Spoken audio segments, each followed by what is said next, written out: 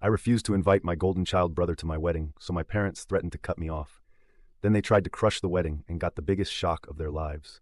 I'm Sarah, 30F, and my parents threatened to cut me off.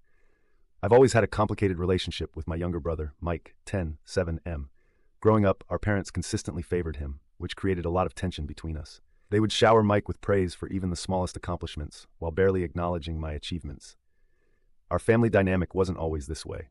When I was younger, before Mike was born, I remember feeling loved and supported by my parents. They would take me to the park, read me bedtime stories, and proudly display my artwork on the fridge. But everything changed when Mike arrived. From the moment he was born, it was clear that Mike was going to be the golden child. Our parents doted on him constantly, often neglecting my needs in the process. As we grew older, this favoritism only intensified. I vividly remember my 10th birthday. I had been begging for a bicycle for months, dropping hints and even leaving magazine clippings around the house.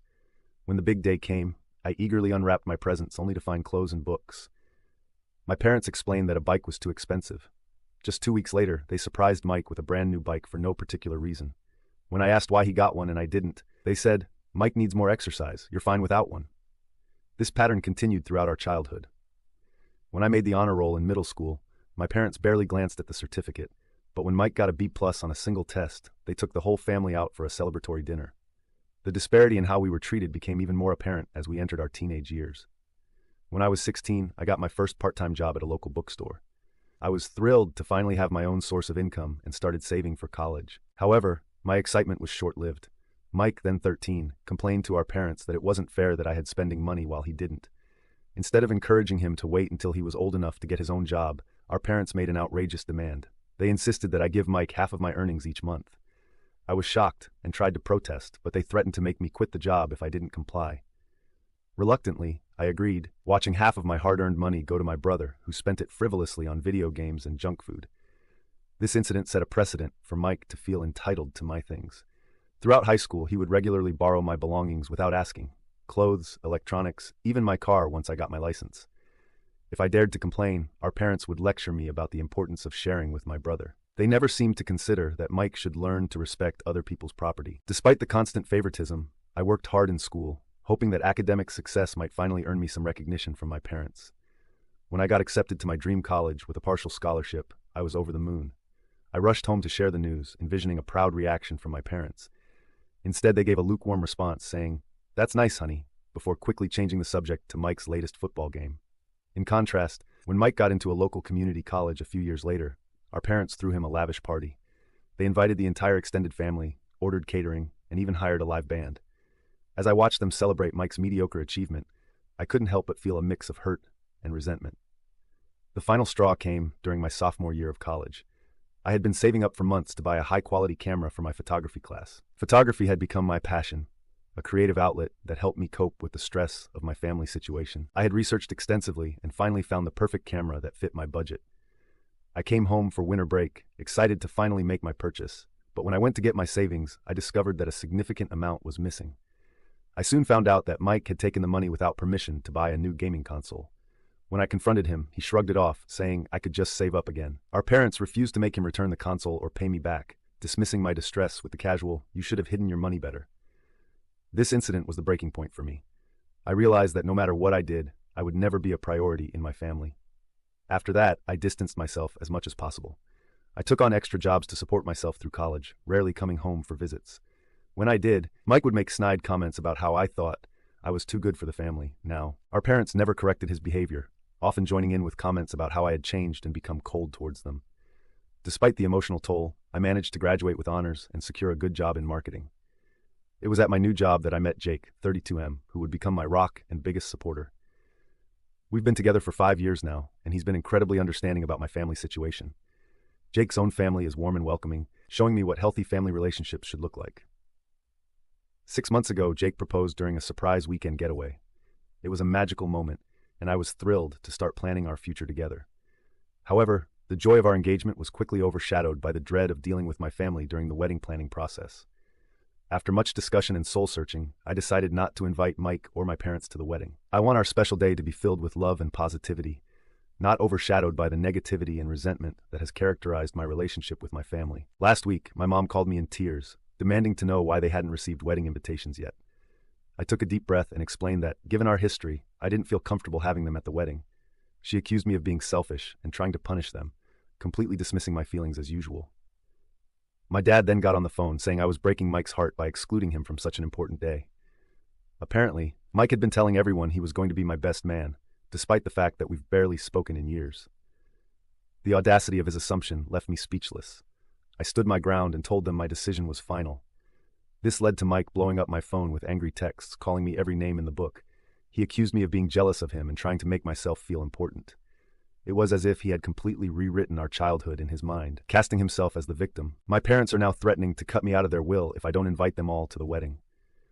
This threat might have worked years ago, but I've long since stopped expecting or wanting anything from them. Jake fully supports my decision, understanding how toxic my family dynamic is. He's offered to handle any further communication with them to shield me from their manipulation tactics. Some of my friends, however, have suggested that I should just invite them to keep the peace. They argue that I might regret it if I don't have my family at my wedding. Their words have planted a seed of doubt in my mind. Am I being too harsh? Should I give them one last chance? But then I remember all the hurt and disappointment, and I'm reminded of why I made this decision in the first place. I know this post is long, but I felt it was important to provide context for why I'm making this choice. So, Reddit, Ida for refusing to have my brother and parents at my wedding. Update 1. Thank you all for the overwhelming support on my original post. Your comments and messages have been a source of strength during this difficult time. I wanted to provide an update on the situation, as there have been several developments over the past couple of weeks.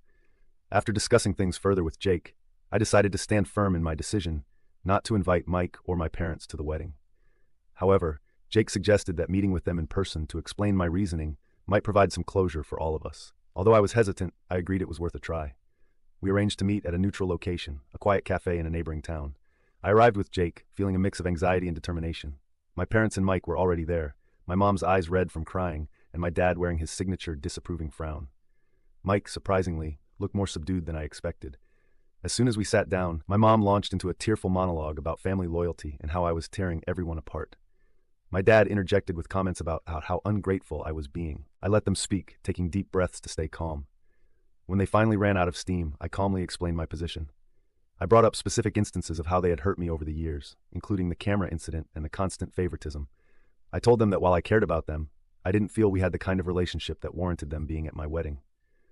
To my shock, Mike spoke up. In a quiet voice, he admitted that he had intentionally broken my camera back in college. He confessed that he had always felt insecure about my academic success and resented that I was leaving him behind by going to college. He said he wanted to bring me down a peg to make himself feel better. The table fell silent after this revelation. Our parents seemed stunned, as if they were seeing our dynamic clearly for the first time. My mom tried to smooth things over, saying, "Well, that was a long time ago, we should let bygones be bygones." But I wasn't having it. I pointed out that Mike's admission only proved my point about the toxic dynamic in our family. My dad then tried a different approach. He offered to pay for the entire wedding if we'd include them. I was taken aback by this attempt at financial manipulation. I declined, explaining that it wasn't about money, but about surrounding ourselves with people who genuinely support us. This seemed to really upset Mike. He started ranting about how I've always thought I was better than the family and that I was going to regret pushing them away. It was as if all his earlier remorse had evaporated, replaced by the familiar anger and resentment. At that point, Jake, who had been quietly supportive throughout the conversation, suggested it was time for us to leave. As we were getting up, my mom grabbed my arm, tearfully asking if this meant I was cutting them out of my life forever. I told her honestly that I didn't know, but that I needed space to heal and figure things out. In the days following this meeting, my phone has been constantly buzzing with messages from extended family members. It seems that Mike and my parents have been spinning their own version of events, telling everyone that I'm having a mental breakdown and trying to destroy the family. My aunt even called, suggesting I postpone the wedding until I come to my senses. The constant barrage of messages and calls has been emotionally draining. I found myself second-guessing my decision at times, wondering if I'm overreacting. But then I remember the years of hurt and dismissal, and I know I'm doing the right thing for myself. Jake has been my rock through all of this. Seeing how my family treated me at the meeting only reinforced his support of my decision. He suggested we take a weekend trip to get away from all the drama and focus on our relationship. We ended up driving to a quaint little beach town a few hours away. During our trip, we spent time walking on the beach, trying local restaurants, and just enjoying each other's company without the cloud of family drama hanging over us. One evening, as we watched the sunset, Jake told me how proud he was of me for standing up for myself. He reminded me that we're creating our own family now, one built on mutual respect and love. This getaway was exactly what I needed to reaffirm my decision and refocus on the exciting future ahead of us. We even started discussing the possibility of moving to a new city after the wedding for a fresh start away from the constant reminder of my family's toxicity. When we returned home, I made the difficult decision to block my family's numbers and social media accounts. It felt extreme, but I realized I needed to protect my peace of mind. As we approach the wedding, we've also taken some practical steps to ensure our wedding day goes smoothly. We've hired security for the venue in case any uninvited guests try to show up. We've also password protected all our vendor accounts so no one can make changes to our plans. It's sad that we have to take these precautions, but I want to be prepared for anything. As the wedding draws closer, I'm trying to focus on the positive aspects, marrying the love of my life, surrounded by friends who have become family. Yes, there's still a lingering sadness about the situation with my biological family, but I'm learning to accept that I can't change them or force them to treat me with respect. All I can do is move forward and create the life and family I deserve.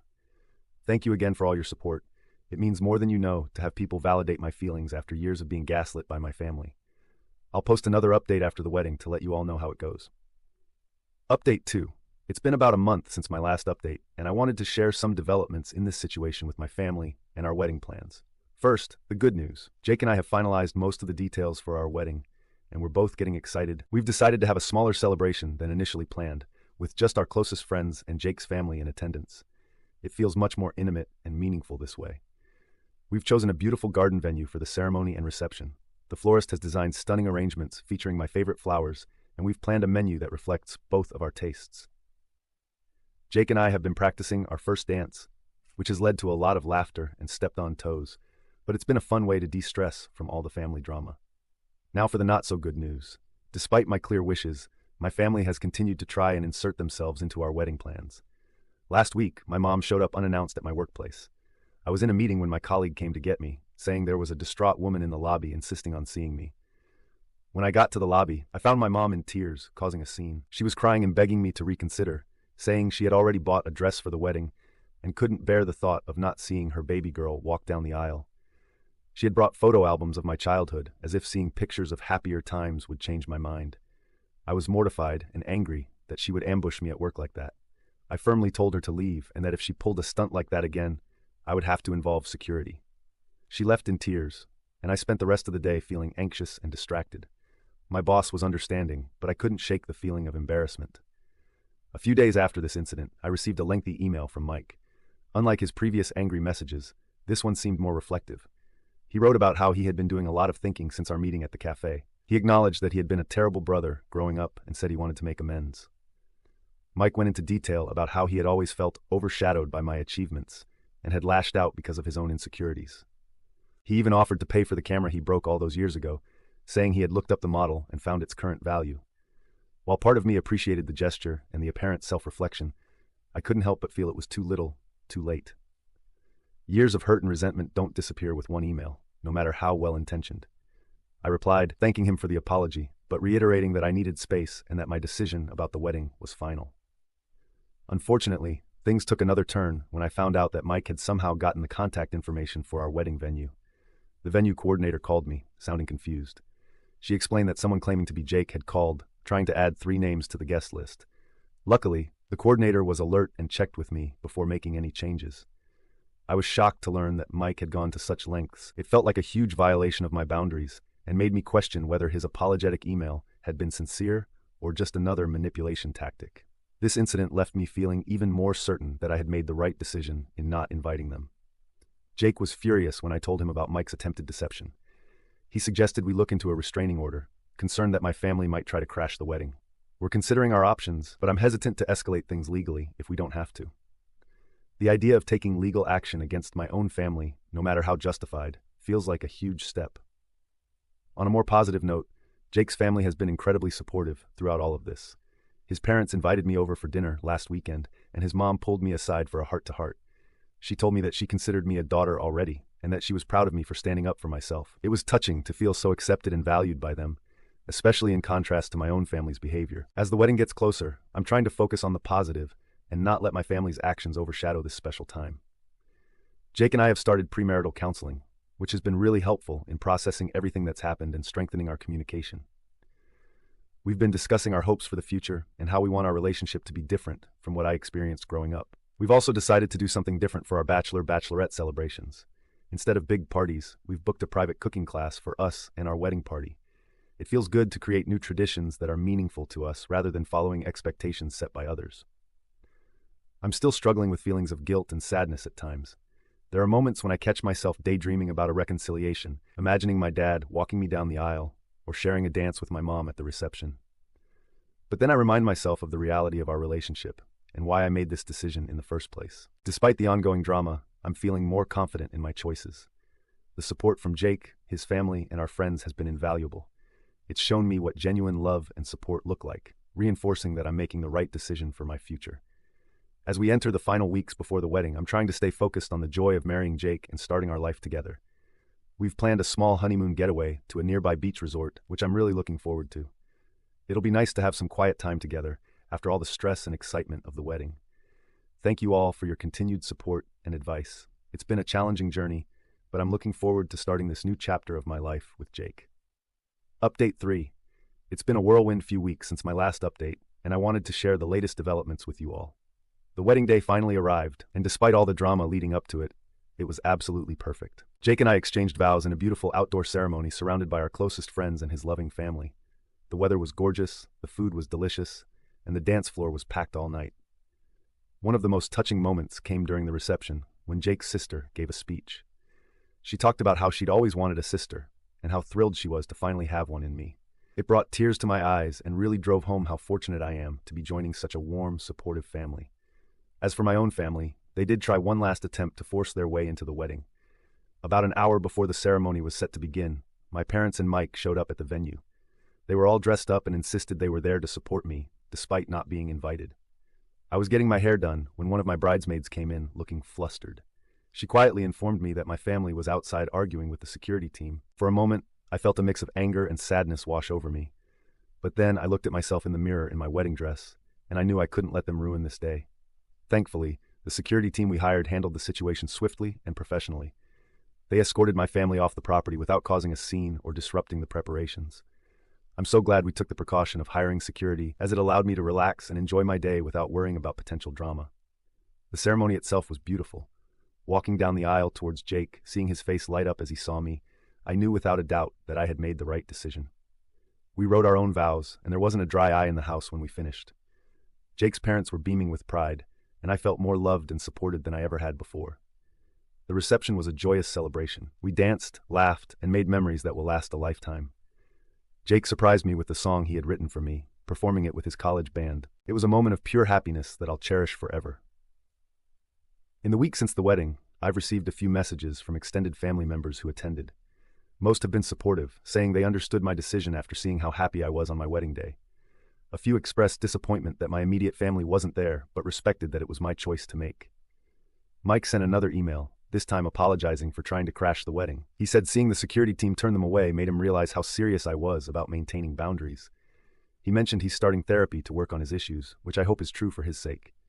As for my parents, I haven't heard from them directly since the failed wedding crash attempt.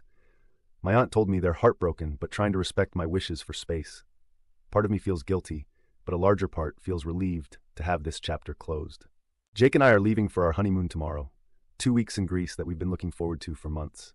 We're both excited to relax, explore, and start our married life together without any family drama hanging over our heads. Looking back on this whole experience, I'm proud of myself for standing firm in my decisions despite the pressure and guilt trips. It wasn't easy, but I know I did what was best for my mental health and my relationship with Jake. Thank you all again for your support and advice throughout this journey. It's meant the world to have this community to turn to during such a challenging time. I'm looking forward to this new chapter of my life and feeling optimistic about the future for the first time in a long while.